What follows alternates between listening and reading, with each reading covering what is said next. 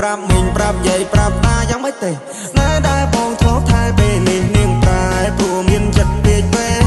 នាងបដូរទិសដៅពីកាត់ទៅត្បូងនាងឲ្យអ្នកថ្មីមកមើលងាយបងនាងច្រេះយកពេញបោះបងចោលស្នេហ៍ឲ្យបងឈឺដល់ពេលកន្លងក្រមុំមុំបងហើយអូនទៅហើយឆោមយំអូនចូលដីក្រអូនគុំភ្លេចគូសង្សារនៅភូមិយើងយំនេះគឺធ្វើបងឡើងដូនតា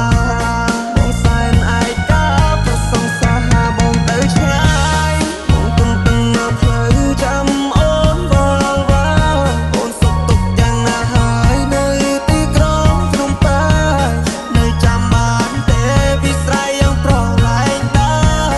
អូននៅទុកទៀតទេខ្សែដៃដែលបរាយ